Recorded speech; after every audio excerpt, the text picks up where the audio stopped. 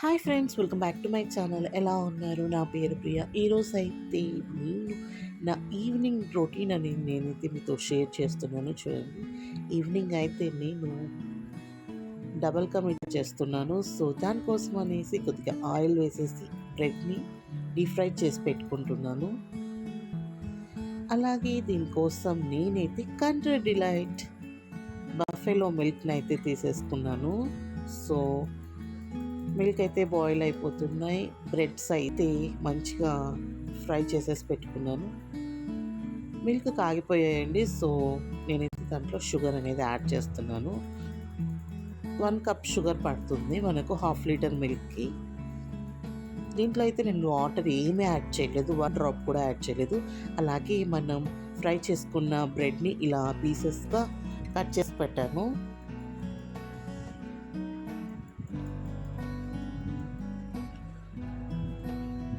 చూడండి, షుగర్ అనేది మంచిగా మెల్ట్ అయిపోవాలి. మెల్ట్ అయిపోయి మనకు ఒక మంచి ఏమంటారు థిక్నెస్ అనేది వస్తుంది. అంతవరకు మనమైతే పెట్టుకోవాలి. ఇక్కడైతే నేనైతే 3 ఇలాచీ తీసేసుకొని దాన్ని మంచిగా ఏమంటారు దంచేస్తున్నాను అనమాట. పౌడర్ చేసుకొని ముందే పెట్టుకుంటే ఫ్లేవర్ పోతుంది అనేసి ఇలా నేనైతే అప్పటికప్పుడు అలా దంచేసి వేస్తే ఫ్లేవర్ మంచిగా ఉంటుంది.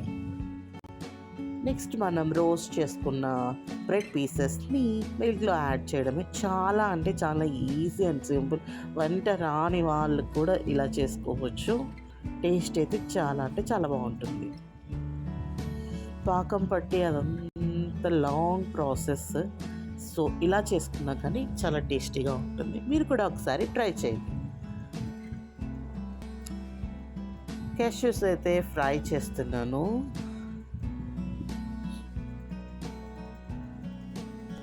క్యాష్యూస్ కూడా వేసేసాను. టేస్ట్ అయితే చాలా బాగుంది. షుగర్ కూడా ఏం ఎక్కువ లేకుండా తక్కువగానే వేసాను నేను. కరెక్ట్గా సరిపోయింది అనమాట. ఇలా అందరికీ ఇచ్చేసాను, తినేసారనమాట.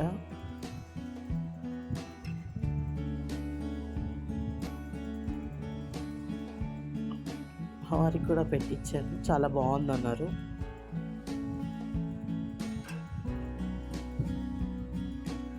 చూడండి, ఇక్కడైతే మా పిల్లలు ఆడుతూ ఉన్నారు. మంచిగా తినేసి డబల్ మీఠా తినేసి కూర్చొని ఆడుతున్నారు. సో ఇలా బాస్కెట్లో పెట్టించానమాట టాయ్స్. అవి తీసుకొని నీట్గా ఆడుకొని ఆ బార్బీకి డ్రెస్సెస్ వేస్తూ చేంజ్ చేస్తూ గర్ల్స్ పార్టీ అనేసి చేసేసుకుంటున్నారు వాళ్ళు.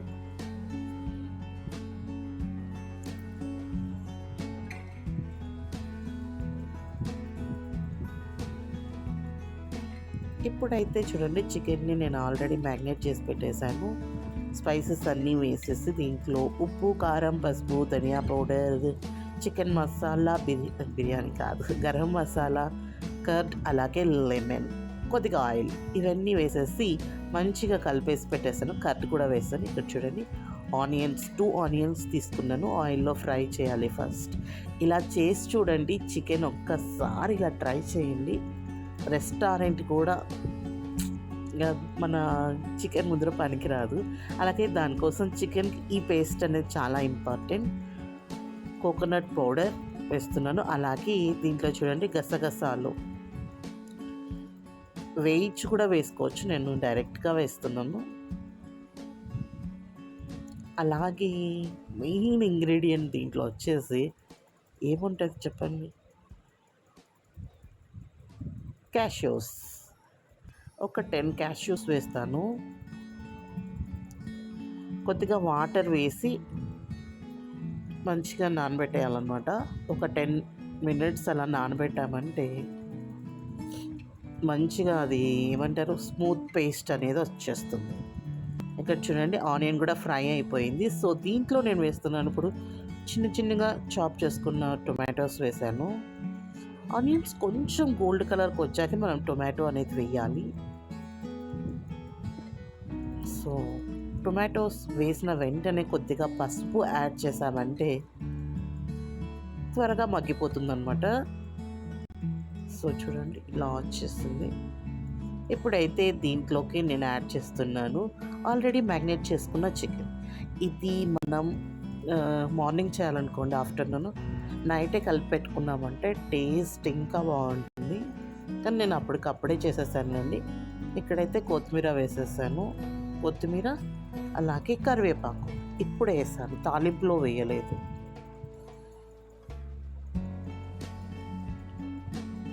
ఈ స్మెల్ అయితే మా లిఫ్ట్ వరకు వచ్చిందంట. మా వారు వస్తూ వస్తూ చెప్పారు, చాలా మంచి స్మెల్ వచ్చింది. నెక్స్ట్ డే అది ఏమంటారు హీట్ చేసుకుంటున్నా కానీ ఆ స్మెల్ చాలా మంచి స్మెల్ వస్తుంది.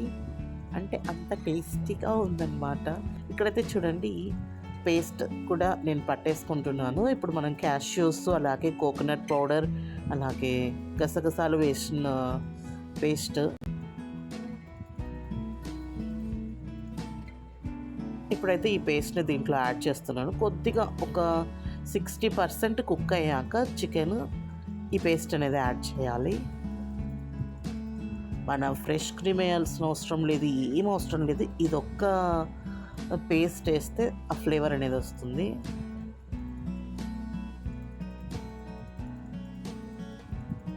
చూడండి మనకి ఎంత అంటే గ్రేవీ ఎంత కావాలన్న దాన్ని బట్టి మనం వాటర్ అనేది యాడ్ చేసుకోవాలి. సాల్ట్ కూడా ఒకసారి చెక్ చేసుకొని, ఆల్రెడీ మనము మ్యాగ్నేషన్ దాంట్లో చేసేసి పెట్టుకొని ఉంటాం కదా, ఇప్పుడు కూడా సరిపోయిందో కదా చూసుకొని వేసుకోవాలి. అలాగే రైస్ కూడా పెట్టేస్తున్నాను. ఆ చికెన్ బాయిల్ అయ్యేలోపు అంతా అయ్యేలోపు కర్రీ అయ్యేలోపు నాకు రైస్ కూడా అయిపోతుంది. సో వేడిగా చికెన్ కర్రీ చూడండి ఎంత బాగుందో. రెడీ అయిపోయింది చికెన్. ఇంకా చూపించడం అయితే ఫాస్ట్గా అయిపోతుంది, చేసేటప్పుడు అయితే లెంతీ ప్రాసెస్.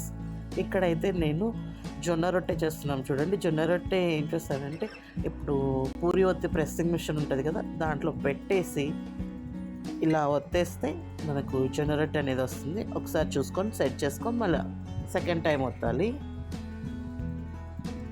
మనకి ఏ సైజ్ కావాలంటే ఆ సైజులో మనము ఆ బాల్స్ తీసుకుంటే వచ్చేస్తుంది అనమాట.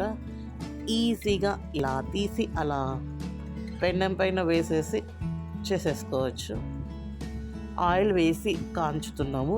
ఇది నేను సపరేట్గా ఒక వీడియో చేస్తాను అండి. అసలు మనం జొన్న రొట్టె రాని వాళ్ళు కూడా చేసుకోవచ్చు అనమాట ఈ ప్రాసెస్లో. చూడండి ఇలా బాల్ చేసేసి కవర్ మీద పెట్టేసి ఇలా ప్రెస్ చేయడమే.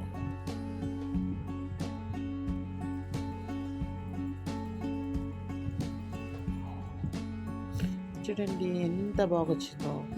ఇంకా సైడ్స్కి మనం కావాలంటే ఇలా ఒత్తేసుకోవచ్చు, లేదంటే ఏం అవసరం లేదు. ఇది రాని వాళ్ళ కోసం.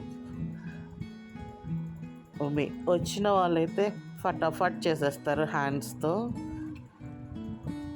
రాని వాళ్ళు ఏం చేస్తారంటే ఇలా కూడా చేసుకోవచ్చు. ఎలా పొంగాయి అంటే పూరీలు పొంగినట్టే పొంగినాయి. ఈ జోవా రోటీ